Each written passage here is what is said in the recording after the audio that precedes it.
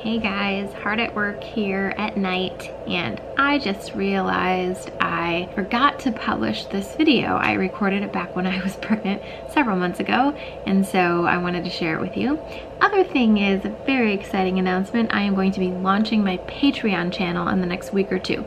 So look out for that. I'm so excited. I've been wanting to do this for a couple years now. I just finally got my stuff together. And this is a way that you can get some exclusive content that I'm only gonna be giving to Patreon users, and it's gonna be really, really exciting. So make sure you keep an eye out for that. It's gonna be coming up really quickly. Okay, enough blabbing. Here's the video. Hey guys, Cheri from The Watering Mouth here. A very pregnant Cheri. Third trimester kind of pregnant, but we're having fun anyways, right? I'm actually feeling really good, and I had some energy to record these videos for you, so here we are today. This is a little topic I wanted to talk about, just do a generic video on, and I have talked about this before in a vlog a long time ago, but I wanted to do a real video about it, and that is this question of, can I call myself a nutritarian? Am I a nutritarian? Do I get the status of being a nutritarian, right? So I want to talk about this concept because it's something that I think about a lot. It's something I struggle with sometimes, and maybe you struggle with it too, so let's talk about it. On page 231 of Eat to Live, which is the sort of Bible for the nutritarian lifestyle, the Eat to Live lifestyle, there's a Q&A section, frequently asked questions. One of these is, what if I don't go all the way? So let's listen to what Dr. Fuhrman has to say about this.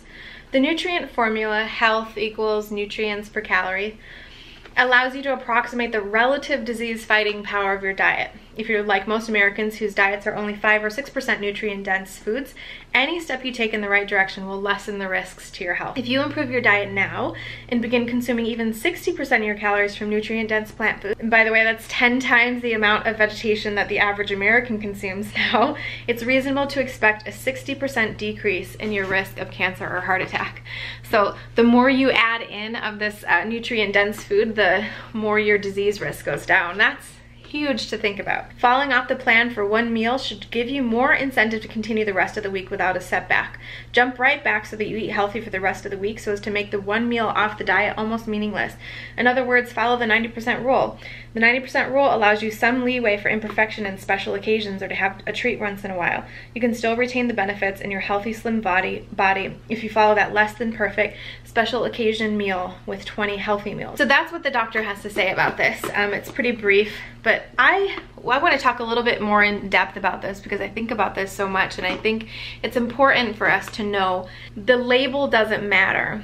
Calling yourself a nutritarian doesn't matter. It's helpful to use it, all right? So when you start this, telling your friends that you're a nutritarian, telling people around you, your coworkers that are asking questions about what you're doing or whatever, to use that label is helpful because you start to identify with this concept of, I am a person who chooses food based on nutrient content. And I was just reading something, I forget which one of his books it was or whatever, but it was like, I think it was maybe The End of Diabetes, but he said something like, a nutritarian is someone who's always choosing high nutrient foods for every meal, for every, you know, you're always thinking about these high nutrients, nutrient density, that sort of a thing. And then of course, per calorie is important as well. It's a person who's always thinking about this. As Dr. Fuhrman said, if you have 1 out of every 21 meals that are, you know, pasta with potatoes covered in potato sauce and pasta sauce or something, like, you know, with like a side of meat or whatever, like one meal that isn't high nutrient, not nutrient dense, not low calorie, one meal a week, you know, is not gonna be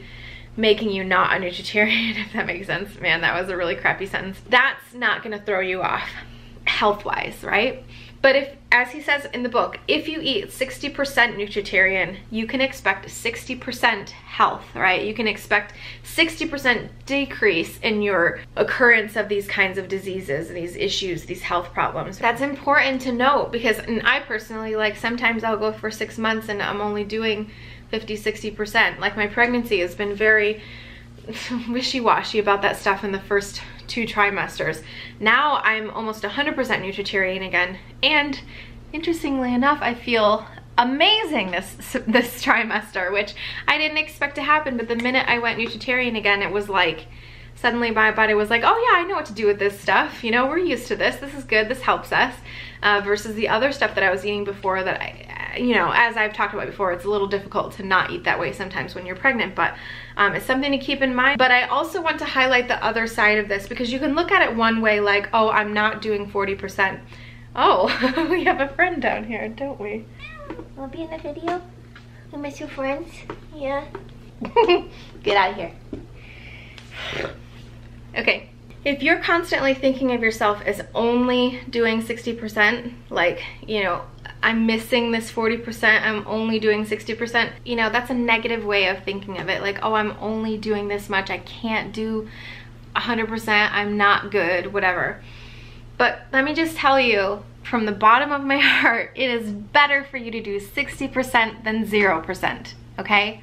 Always, hands down, no doubt about it, it is always better for you to do something rather than nothing, okay? So if you cannot jump into the nutritarian lifestyle with 100% fervor, if you can't do it because you're scared or because you don't know enough or because you don't have time or whatever, if you can do 1 meal a week, that's all you can do, do it.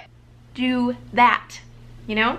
This is a concept that I think is super important, because there have been times where I have fallen off the wagon, right? But every single time I fall off the wagon, I have at least 1 good meal a day. At least 1 good meal. So either a smoothie for breakfast or oatmeal for breakfast or something like that. And then I might have bad stuff for the rest of the day, but I always have at least 1 meal. So even when I'm saying I'm falling off the wagon, I'm still 33% there. And that is still better than 0, okay? So like when my dad died, when I first found this lifestyle, it was because my father was really sick and I was searching for something to heal him, right? I found this lifestyle through a friend who was also searching for something to heal her mother with lupus.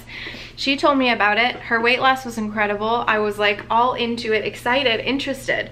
I was able to do this 100% in the beginning. I had started the diet, and then 3 months later is when he passed away. So these circumstances made it so just mentally, man, I was done. I was checked out. I needed to mourn that and do that thing. It would have been really cool if I was one of those people that like could have been mourning at the same time I was making salad and stuff, but I couldn't do the two. I had to be gentle with myself at that time. And yeah, I still had smoothies every morning, right? But that's pretty much all I could do, was just still have the smoothie, and the rest of the day was kind of like, you know? But that's better than nothing. So every time I've fallen off since I started being a nutritarian, I still know in my head, in my heart, what's right.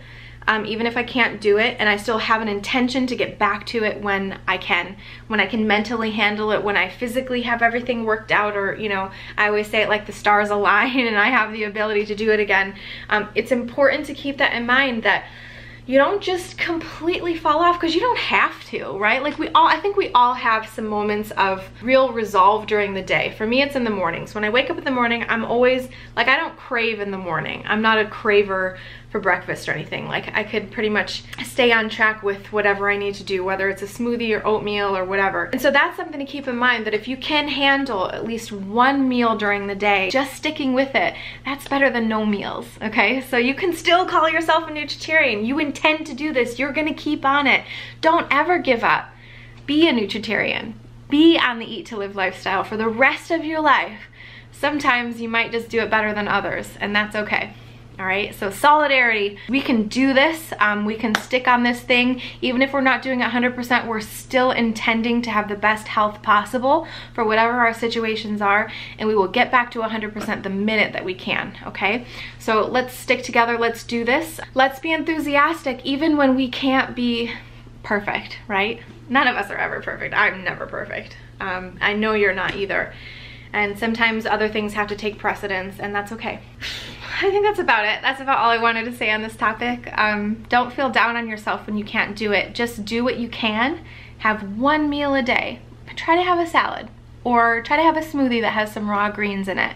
Just 1 meal a day. If that's all you can handle, try to do that. And that will at least help a little bit, right? 33% of the way. Thank you so much for watching. I hope this video helped you. Please, let's talk about this down below, because I think this is a really important concept. I hope you can relate with the way that I'm sort of explaining this, because I've gone through this the whole time, and I think it's important just to stay on and do what we can. Thank you so much for watching. As always, I hope you liked this video. If you did, please like, comment, subscribe, share with your friends. Let me know what you think, and I will see you guys in the next video. Talk to you soon. Bye!